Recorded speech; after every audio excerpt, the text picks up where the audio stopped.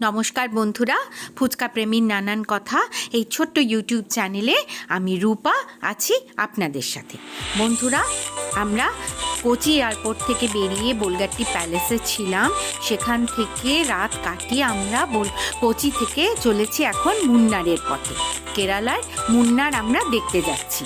দেখুন, গাড়ি করে যাচ্ছিলাম, দুপাশে কত গাছ, আর এই যে ব্যাকওয়াটার দেখা যাচ্ছে, ফেমাস কেরালার ব্যাকওয়াটার, তার উপর দিয়ে আমরা যাচ্ছিলাম। কেরালায় না একটা জিনিস দেখলাম জানেন, প্রচুর ব্রিজ। মাঝখানে একটু ক্লান্ত হয়ে গিয়েছিলাম, তাই একটা ছোট্ট হোটেল দেখে আমরা ঢুকে গিয়েছিলাম একটু চা খেতে। তো ওখানে ছিল ব্যানানা চিপস, তো সেই ব্যানানা চিপস একটু খেয়েছিলাম, আর কলা ভাজা ছিল, মানে মিষ্টি পাকা কলা, সেটা ভেজে বেসন দিয়ে ভেজে টেজে রেখে দিয়েছে। কিন্তু যদিও ওগুলো ঠান্ডা ছিল বলে আমরা আর খাইনি, আমরা শুধু একটু ব্যানানা চিপস আর একটু চা খেলাম। মাঝে পড়লো চিয়াপাড়া ওয়াটারফলস। তো চিয়াপাড়া ঝর্ণা দেখুন শুকিয়ে গেছে, একদম জল নেই।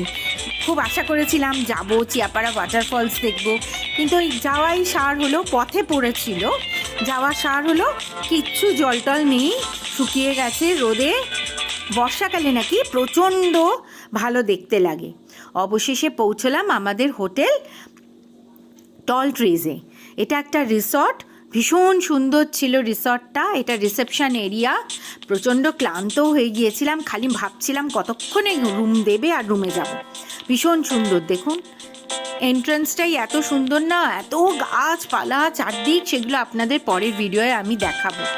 চারদিকে বিশাল বড় বড় গাছপালা। এই টল ট্রিজটা ঘুরে দেখার জন্যই 2 দিন থেকে যেতে হবে, এত বিশাল বড়, চারদিকে গাছ। এই দেখুন টল ট্রিজের লোগোটা ভীষণ সুন্দর, রিসেপশন এরিয়াটাই ভীষণ সুন্দর। আর রিসেপশনের ছাদটা দেখুন কি সুন্দর ডেকোরেশন করে রেখেছে, বাল্ব টাল্ব দিয়ে, এত সুন্দর না রিসর্টটা। আমি পরের ভিডিওয়ে আপনাদের ভালো করে ঘুরে দেখাবো। রিসেপশনে কিছু অফিসিয়াল কাজকর্ম ছিল, সেগুলোই শেষ করছিলাম। আমরা 2 দিন থাকবো বলেই এসেছিলাম এখানে, মানে অ্যাকচুয়ালি মুন্নারে আমরা 2 দিন ছিলাম এই টল ট্রিজ রিসর্টটায়।